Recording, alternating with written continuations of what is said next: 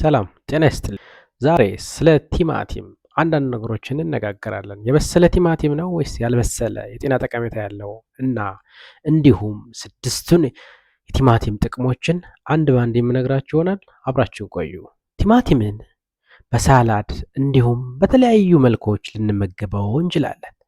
ቲማቲም እንደምታውቁት ፍሩት ነው አደለ? ፍሩት ታይፕ ነው ቲማቲምን ማለት ነው።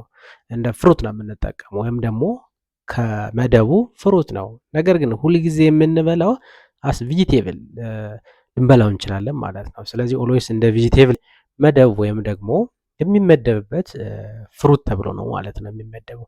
ስለዚህ ይህ ቲማቲም በውስጡ ምን አለው? እነዚህ ስድስቱ የጤና ጠቀሜታዎችስ ምንድን ናቸው? አንድ በአንድ እናያቸው። አንደኛ በውስጡ ቫይታሚን ሲ፣ ቫይታሚን ኬ፣ ፖታሽየም፣ ፎሌት ኤንድ ሌሎችን በውስጡ ሚኔራሎችን ይይዛል። እነዚህ ሁሉም ያየናቸው ከላይ ቫይታሚኖችም ሆነ ሚኔራሎች ለሰውነታችን በጣም ጠቃሚ ናቸው። ከጠቀሜታቸውም መካከል ወይም ደግሞ ጠቀሜታቸውን እንዲኖራቸው ያደረገው በቲማቲም ውስጥ ይሄ ላይኮፔን የሚባል ናቹራል አንቲ ኦክሲዳንት አለ። ይህ አንቲ ኦክሲዳንት ምንድነው ጥቅሙ? በሰውነታችን ውስጥ ያሉትን ሴሎች ወይም ደግሞ የሚያረጁ ወይም ደግሞ በሽታን የሚያመጡ ወይም ደግሞ ሴሎቻችን ሊጎዱ የሚችሉትን ፍሪ ራዲካልስ የሚባሉትን የሚያጠፋ ነው ማለት ነው። ዛቲስ ዋይ ሬድ ከለር የሆነውም ይሄ ላይኮፔን ስላለው ነው ሬድ ከለር የያዘ ማለት ነው። ምን ቲማቲም። ስለዚህ ላይኮፔን መያዙ በራሱ ምን እንዲያደርግ አደረገ? ሰውነታችንን ከነዚህ ከፍሪ ራዲካሎች ፍሪ ራዲካል የሚባሉት ሰውነታችን ሴሎች እንዲያረጁና ለበሽታ እንዲጋለጡ የሚያደርግ ፍሪ ራዲካል አለ። ያም ፍሪ ራዲካል እነዚህ ቫይታሚኖችና ሚነራሎች የማጥፋት አቅም አላቸው ማለት ነው። እነዚህ ፍሪ ራዲካሎች ምንድን ናቸው? ሰውነታችን ወይም ደግሞ አንስቴብል የሆኑ ሞለኪውሎችና በሰውነታችን ውስጥ የሚገኙ ሲሆኑ እነዚህን የሰውነታችንን ሴሎች ምንድን ነው የሚያደርጉት? የበሽታ አቅም እንዳይኖረው ወይም ደግሞ በሽታን እንዳይከላከሉና እንዲያረጁ ያረጋቸዋል ማለት ነው። ስለዚህ ይህንን በማድረግ አንደኛው ጠቀሜታ ቫይታሚኖችን ስለያዘ እነዚህን ፍሪ ራዲካል የሚባሉትን በማስወገድ ምን ይጠቅመናል? ለሰውነታችን ጤንነትና ለበሽታን። አምስተኛው ጥቅም ከመሄዳችን በፊት እስኪ የበለጠ የጤና ጥቅም ያለው የሚለውን ነገር እኔ እስኪ አራቱን ጥቅሞች አይተናል። እስኪ ወደ አምስተኛው ጥቅም ከመሄዳችን በፊት እስኪ ያልበሰለ ነው ወይስ የበሰለ ነው ለሰውነታችን ጠቀሜታ ያለው የሚለውን እንየው። የሆነበትም ምክንያት ለምንድን ነው የሚለውን እንይ። ጥናቶች እንደሚያመለክቱት የበሰለ ቲማቲም ካልበሰለ ቲማቲም የበለጠ ለሰውነታችን ጠቀሜታ እንዳለው ብዙ ጥናቶች አስቀምጠዋል። ምክንያቱን ሲያስቀምጡ የበሰለ ቲማቲም ለምን ለሰውነታችን የበለጠ ጥቅም ሰጠ የሚለውን ምክንያት ሲያስቀምጡ ምንድን ነው ያሉት? ሰውነታችን ወይም ደግሞ የበሰለው ቲማቲም ሰውነታችንን ወይም ደግሞ በሰውነታችን ውስጥ ሞር ላይኮፒን የተባለው ኬሚካል እንዲደርስ የማድረግ አቅም ስላለው ወይም ደግሞ እንዲያገኙ ስለሚረዳ የበሰለ ቲማቲም የበለጠ የጤና ጠቀሜታ አለው ማለት ነው። ምክንያቱም ምንድነው የያዘው ሞለኪል በሚበስልበት ጊዜ ለሰውነታችን ሞር የማግኘት ወይም ደግሞ ወደ ሰውነታችን የመግባት እድሉ ከፍተኛ ስለሆነ ነው ማለት ነው። ብዙ ጥናቶች በዚህ መልክ አስቀምጠውታል ማለት ነው ስለ በሰለ ቲማቲም። አምስተኛው የጤና ጥቅም ቲማቲም የሚሰጠው የጤና ጥቅም ፖታሽየም በውስጡ አለው።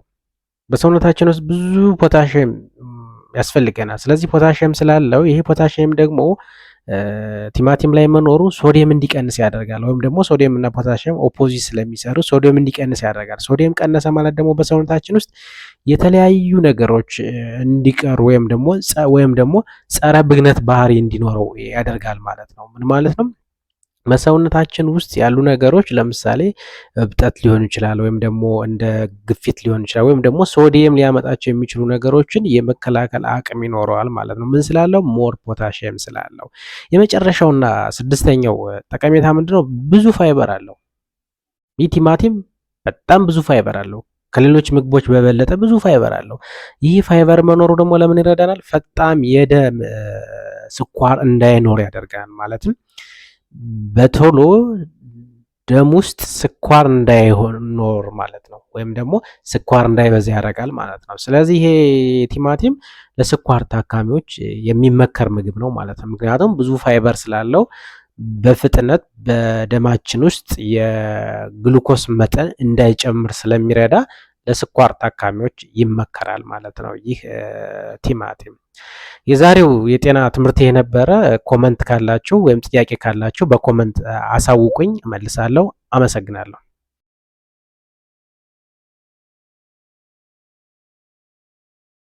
አምስተኛው ጥቅም ከመሄዳችን በፊት እስኪ የበለጠ የጤና ጥቅም ያለው የሚለውን ነገር እኔ እስኪ አራቱን ጥቅሞች አይተናል። እስኪ ወደ አምስተኛው ጥቅም ከመሄዳችን በፊት እስኪ ያልበሰለ ነው ወይስ የበሰለ ነው ለሰውነታችን ጠቀሜታ ያለው የሚለውን እንየው። የሆነበትም ምክንያት ለምንድን ነው የሚለውን እንይ። ጥናቶች እንደሚያመለክቱት የበሰለ ቲማቲም ካልበሰለ ቲማቲም የበለጠ ለሰውነታችን ጠቀሜታ እንዳለው ብዙ ጥናቶች አስቀምጠዋል። ምክንያቱን ሲያስቀምጡ የበሰለ ቲማቲም ለምን ለሰውነታችን የበለጠ ጥቅም ሰጠ የሚለውን ምክንያት ሲያስቀምጡ ምንድን ነው ያሉት? ሰውነታችን ወይም ደግሞ የበሰለው ቲማቲም ሰውነታችንን ወይም ደግሞ በሰውነታችን ውስጥ ሞር ላይኮፒን የተባለው ኬሚካል እንዲደርስ የማድረግ አቅም ስላለው ወይም ደግሞ እንዲያገኙ ስለሚረዳ የበሰለ ቲማቲም የበለጠ የጤና ጠቀሜታ አለው ማለት ነው።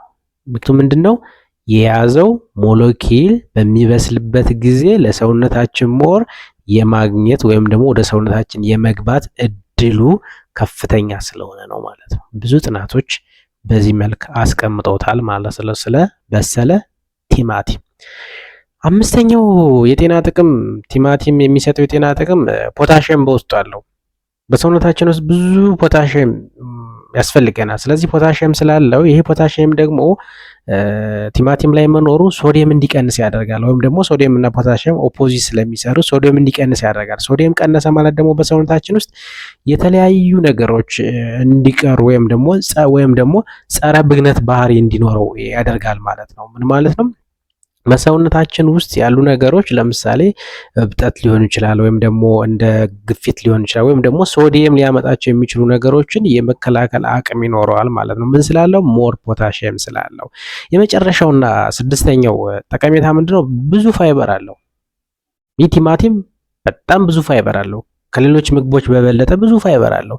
ይህ ፋይበር መኖሩ ደግሞ ለምን ይረዳናል? ፈጣን የደም ስኳር እንዳይኖር ያደርጋል። ማለትም በቶሎ ደም ውስጥ ስኳር እንዳይኖር ማለት ነው፣ ወይም ደግሞ ስኳር እንዳይበዛ ያደርጋል ማለት ነው። ስለዚህ ይሄ ቲማቲም ለስኳር ታካሚዎች የሚመከር ምግብ ነው ማለት ነው። ምክንያቱም ብዙ ፋይበር ስላለው በፍጥነት በደማችን ውስጥ የግሉኮስ መጠን እንዳይጨምር ስለሚረዳ ለስኳር ታካሚዎች ይመከራል ማለት ነው ይህ ቲማቲም። የዛሬው የጤና ትምህርት የነበረ። ኮመንት ካላችሁ ወይም ጥያቄ ካላችሁ በኮመንት አሳውቁኝ፣ እመልሳለሁ። አመሰግናለሁ።